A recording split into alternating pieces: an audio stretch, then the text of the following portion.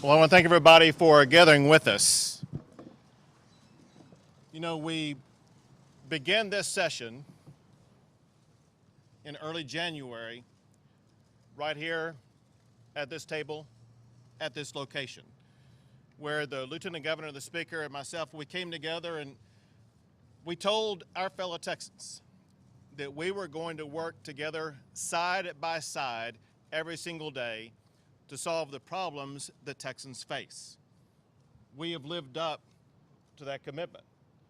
We've stayed together, working collaboratively every single week, every single day, sometimes every single hour of every day. And it's led to a very productive, very fruitful session. A session that has addressed and solved challenges that have plagued our state for decades. It's important to emphasize that we would not be here today making the announcement that we are about to make without the tireless efforts of the members of the Texas House and Senate, and especially the conferees on the committees that helped close the deal. Now, as many of you are aware,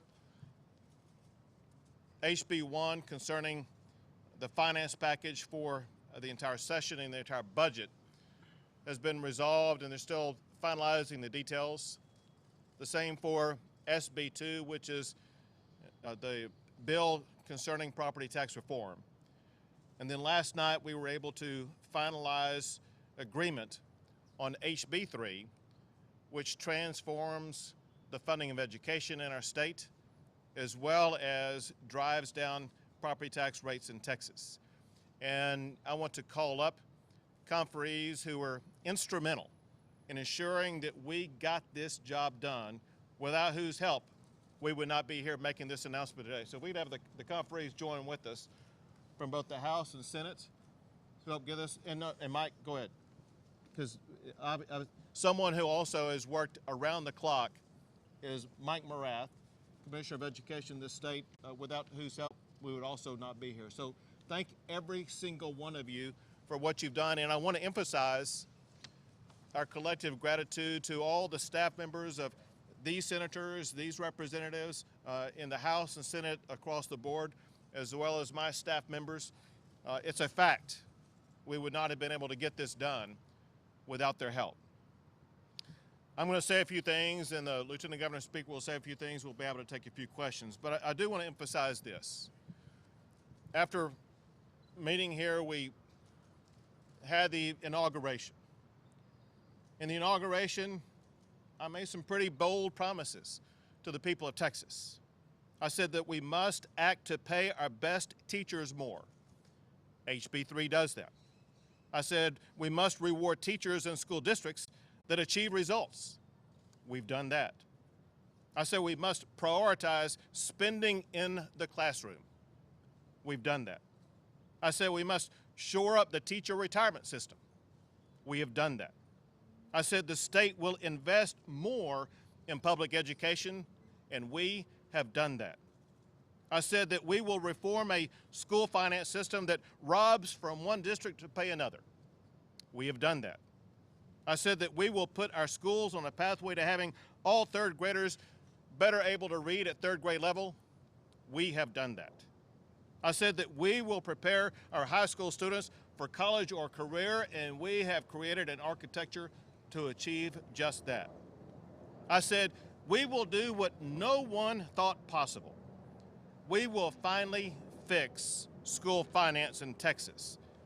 And I'm proud to tell you, today we are announcing that we've done exactly that. But we've done a whole lot more.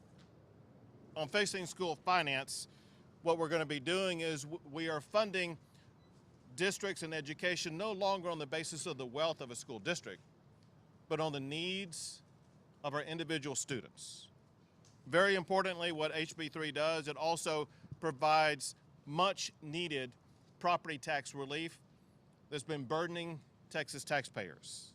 It provides about $5 billion in statewide property tax relief in the first biennium, and that amount will continue to grow in future bienniums.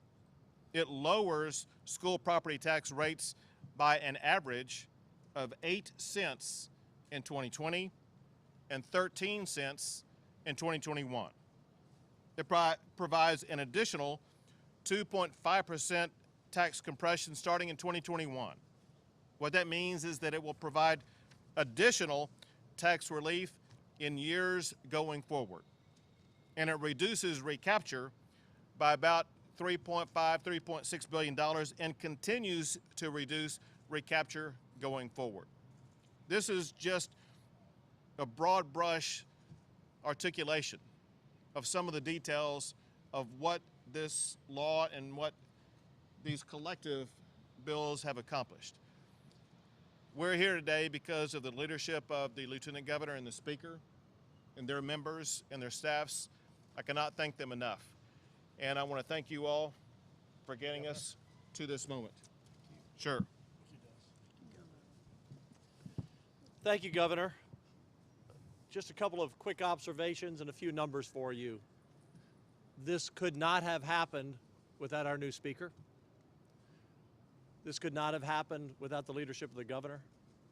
And this could not have happened without the men and women of both parties in the House and the Texas Senate and the great staffs that we have and the folks at TEA. I see Leo back there. The commissioner is up here. It's very complicated, very complex. Many people said it couldn't be done. We took 100 years of policy and reformed it in a transformational way in less than 140 days. Last night, somewhere around 11 o'clock or midnight, we were in the governor's office to agree on the final details of HB 3, and I was overwhelmed by the moment. I came up here in 2003 as a non-elected official and a couple of busloads of citizens from Harris County who wanted to change in property taxes. I've been on that fight for the last 16 years. I came here as a senator and ran for lieutenant governor to address two big issues, one, pro-life and reducing abortion in the state, and property taxes and school finance reform and teacher pay. And it wouldn't have happened without these two gentlemen. We are capping the amount that your school taxes can grow at 2.5%. It will take place. This will have to roll out as we get into our calendar, our school years. But when fully enforced, that's a dramatic cut in future tax increases. We are capping cities and counties at 3.5% without a vote of the people. So we're giving people a say in their local government and their tax policies on their property, whether it's a homeowner or a business owner, in a way they have never had. Think about this. And for every homeowner, all of you, every business property owner, it will be different depending on where you live and the value of your property. But you have been seeing your property taxes go up 6, 7, 8, 9% a year for businesses, 15% a year, 20%. We're bringing that down to 2.5% for schools and 3.5% for cities and counties. Unimaginable that we were able to get this done in 135 days. But we set the goal very high when we sat at this table and you were here. And you know, some of you kind of laughed and we said, if we have any differences, we'll have our differences not in public, not in the media. I know that disappointed some of you, but behind closed doors. And where we had disagreements, and they were few, we hammered them out. We hammered them out. We said we were on the 5-yard line about a month ago when we had a press conference. Well, we have a touchdown. And we have had the Super Bowl of legislative sessions in the history of this state, and I think in the history of the country. Transformational ideas in education which take us to #1 in the country for the way we're going to finance education and the reforms, and the speaker will talk about that. You know that I had a passion to increase teacher pay. Every teacher, all of our veteran teachers, on average, are going to see a total compensation package of about $4,000, plus the incentive money and the bonus money that they will receive that can take them to $5,000 or $6,000 or more, depending on how they perform. For example, we're adding a month of school in July on a voluntary basis for the students that volunteer to go on those programs, and those teachers who want to participate, that will be an extra month of earnings for them. But I'm talking about a pay package of about $4,000 in compensation and their retirement benefits for all of our veteran teachers on average. Significant. All of these things we've hammered out over 135, 136 days. It's remarkable, and I'm just proud to be a part of it. This was a session of no individual standing out or standing up. This was a session of everyone working as a team. Ronald Reagan said it best, when no one cares about the credit, it's amazing what can be done. And that's what happened this session. Mr. Speaker?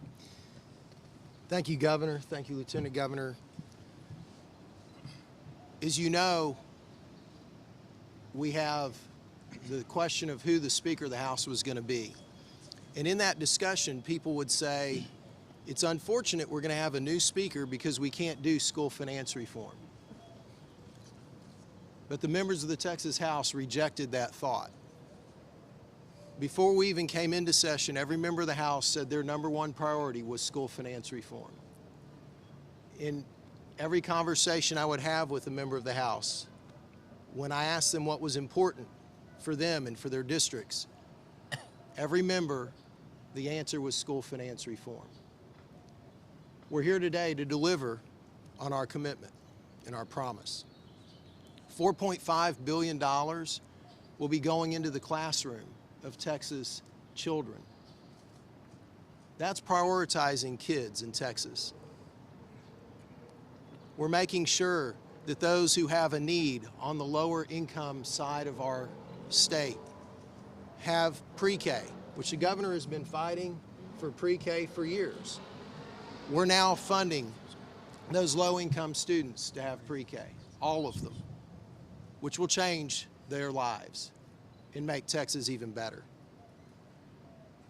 Very important to Chairman Huberty and myself, dyslexia allotments are increased so that those students know we care about them and we want to serve them and we want to help them and we want our school districts to be able to help them.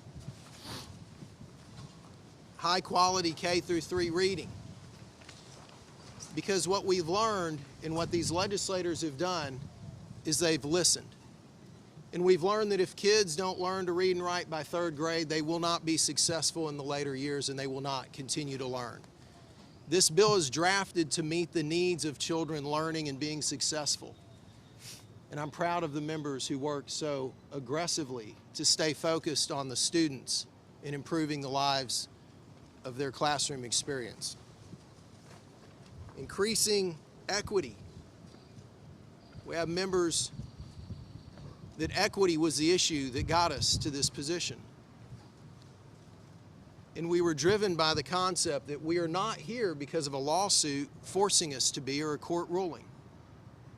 But we don't want to ever be here because of a lawsuit or a court ruling. And equity is the issue that must be dealt with. And this bill resolves equity.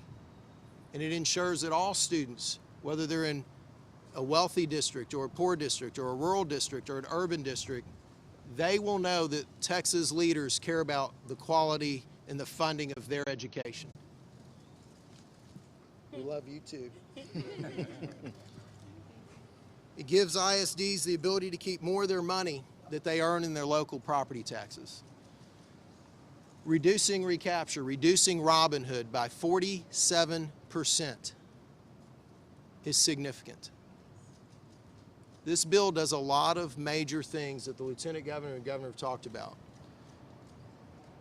But I think the most significant thing that our budget, Senate Bill 2, and House Bill 3 do is they prove the point that we sat here in January on a beautiful, chilly day and said, the three leaders of Texas, your state Senate and your state House, are committed to solving the biggest problems facing the people of Texas. And we're here today to tell you we have all been together, we have stayed together, and frankly, we're more together than we've ever been. And the people of Texas are those who win. And we're proud to deliver the wins. And I want to thank the House and I want to thank the Senate, and most importantly, I do want to thank the Lieutenant Governor and Governor. We don't get here without being a team. Without being a team.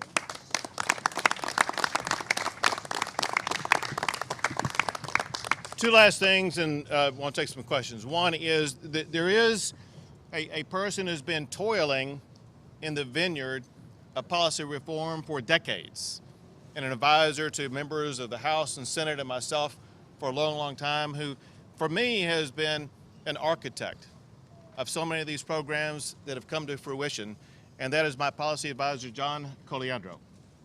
Thank you, John. Last thing, just to summarize what's been accomplished. We can definitively say future generations of children in Texas will be better off because of the education reforms passed this session.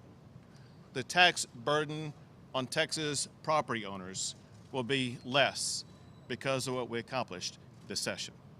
With that, we'll take a few questions. Ready?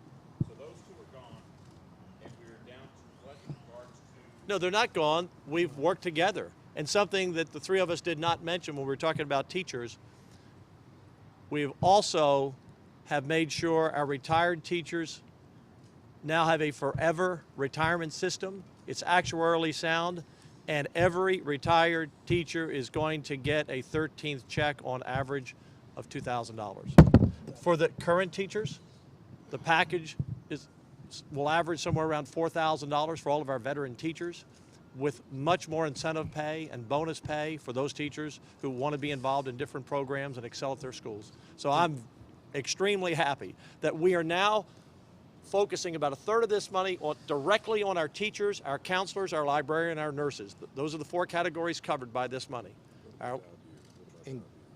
And for the out years, they continue to be a part. As we add money to education, they will be guaranteed that part of that money will go to teachers. We need to make this a profession to not only have the best and the brightest teachers that we have today, but to continue to attract young people to want to go in the profession, to have an opportunity to make $60,000 or $70,000 or $80,000 a year.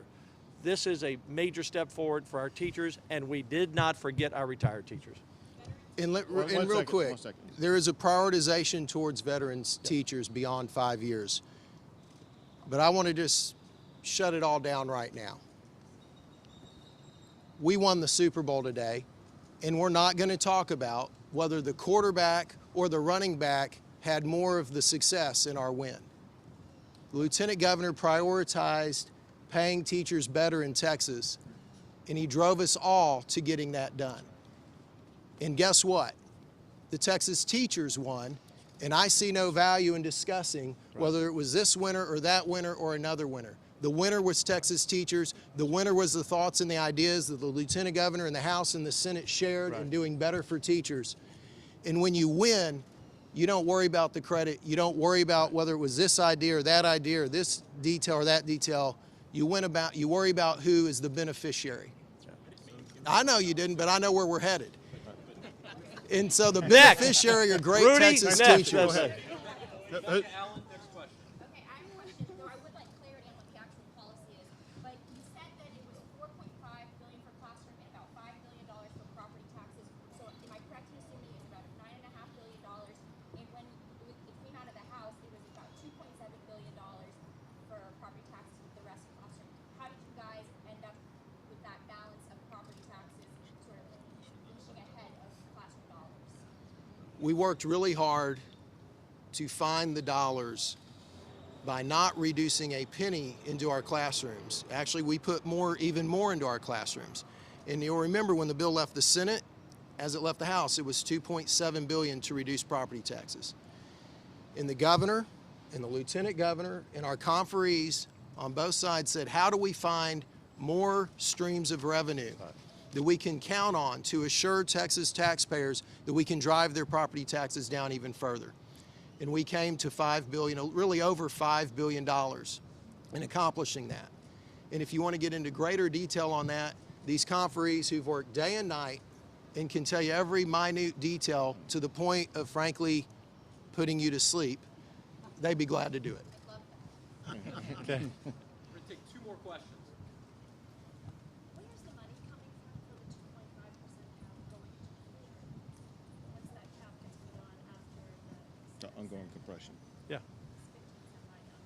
Yeah, the outgoing compression is accomplished by a hybrid plan of looking at our local values, the statewide on average values, and the state, which I think maybe we haven't talked enough about here, the state putting in more money. We are going to increase the funding to schools up to 45% from our current 38%. That money goes to schools, goes to recapture, goes to teachers, goes to tax reduction. So that's all part of this final package. Very well said. Last question, Dave Montgomery.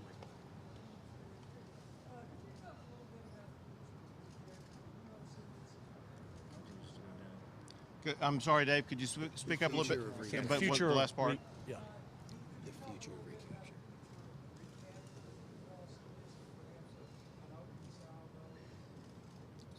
No, I can speak to that. Dave, respectfully, we can't eliminate and completely abolish recapture because then we would not have an equitable system. But cutting recapture by 47%, I'm dyslexic, but that is almost half. That's big.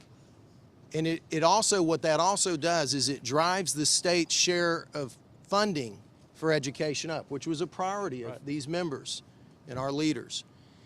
So we can't have the false narrative, and I'm not saying that's what you're presenting, that we will eliminate and end and no longer have recapture. Because if we do that, we might as well wander to the courthouse and just wait to be sued. So what it has done, though, is cut it in half and increase the state share and put us on a path to a fairer system that doesn't punitively punish our property wealthy school districts like the one we're sitting in here today in Austin ISD. The ones I represent is Brazosport ISD and Houston and Dallas across the state.